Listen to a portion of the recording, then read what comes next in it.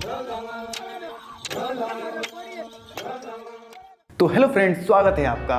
दोस्तों, आज के इस मॉडर्न ज़माने में भी दुनिया में करीब 5000 ट्राइब्स ग्रुप अभी भी जंगलों में रहते हैं, जिनका टोटल पॉपुलेशन करीब 476 मिलियन है, जो पूरे वर्ल्ड पॉपुलेशन का 6.2% है।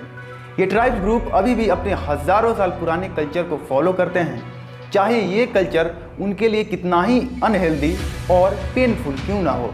इन्हीं ट्राइब्स में से दुनिया का सबसे खतरनाक माने जाने वाले मुर्सी ट्राइब्स है, जो अपने वियर्ड कल्चर के लिए पूरे वर्ल्ड फेमस है। ये ट्राइब्स जानवरों का खून पीते हैं और इंसानों की हत्या करने में प्राउड फील करते हैं। तो चलिए देखते हैं कि आखिर ये ट्राइब्स दुनिया का सबसे डेंजरस ट्राइब क्यों कहा जाता है और समझते हैं इनके कल्चर को गहराई से।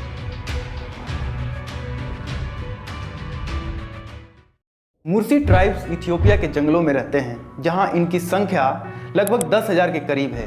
ये लोग जिस जंगल में रहते हैं उस पर अपना पूर्ण अधिकार समझते हैं और उसके बॉर्डर की रक्षा करते हैं। ये लोग छोटे छोटे हट्स बनाकर उन जंगलों में रहते हैं और वहाँ की गवर्नमेंट भी इनको तंग नहीं करती है, कोई डिस्टर्बेंस नहीं करती है। कहा जाता है कि हज़ारों साल पहले मुर्सी ट्राइब के औरतों को गुलामों का बिजनेस करने वालों के द्वारा गुलाम बना दिया जाता था और उनके साथ सेक्सुअल हैरेसमेंट किया जाता था। इससे परेशान होकर मुर्सी ट्राइब के औरतों का बॉडी मॉडिफिकेशन किया जाता था ताकि उन्हें बदसूरत बनाया जा सके। इसमें औरतों के निचले होंठ और कान को काट करके उसमें एक होल बना दिया जाता था और उसमें एक मिट्टी या लकड़ी की बनी हुई गोल डिस्क को फंसा दिया जाता था। समय के साथ उसके डिस्क का डायमीटर बढ़ता जाता था। ये बॉडी मॉडिफिकेशन उन औरतों के लिए काफ़ी ज़्यादा पेनफुल होता था। धीरे धीरे मुर्सी ट्राइब के लोगों ने बॉडी मॉडिफिकेशन को अपना कल्चर बना लिया और आज भी मुर्सी ट्राइब के 15 से 16 साल की लड़कियों को बॉडी मॉडिफिकेशन के द्वारा उनके कान और लिप में डिस्क पहना दिया जाता है। बॉडी मॉडिफिकेशन की यही प्रक्रिया मुर्सी ट्राइब के लोगों को अन्य ट्राइब से अलग बनाता है और कंटेंट क्रिएटर को आकर्षित करता है। मुर्सी ट्राइब का डोंगा फाइट काफ़ी ज़्यादा फेमस है। इसमें मुर्सी ट्राइब के दो ग्रुप्स आपस में लड़ते हैं। कई बार ये तब तक लड़ते हैं जब तक एक ग्रुप के सारे लोग मर न जाए। मुर्सी ट्राइब इंसानों की हत्या करने में काफ़ी प्राउड फील करते हैं। वे कहते हैं किसी इंसान को मारे बिना जीना से बेहतर है खुद ही मर जाना, और वो किसी की हत्या करने के बाद उसे सेलिब्रेट करते हैं।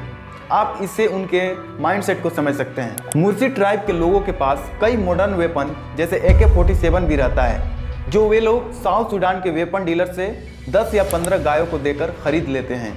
साथ ही उनके पास अपने द्वारा बनाया हुआ हथियार भी रहता है। अगर कोई भी उनके एरिया में बिना परमिशन के जाता है तो मुर्सी ट्राइब के लोग काफ़ी ज़्यादा एग्रेसिव हो जाते हैं और कई बार उनकी हत्या कर देते हैं।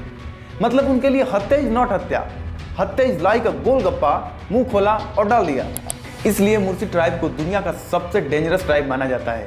हालांकि बहुत सारे कंटेंट क्रिएटर और टूरिस्ट कई एजेंट के माध्यम से उनसे मिल पा रहे हैं, और फिर भी वे लोग काफ़ी एग्रेसिव होते हैं, इसलिए सिक्योरिटी के साथ जाना पड़ता है। मुर्सी ट्राइब के लोगों के कारण ही इथियोपिया का टूरिज्म सेक्टर का काफ़ी ज़्यादा डेवलपमेंट हुआ है। इसलिए इथियोपिया गवर्नमेंट को भी मुर्सी ट्राइब के लोगों का डेवलपमेंट के लिए प्रयास करना चाहिए। बहुत बहुत धन्यवाद।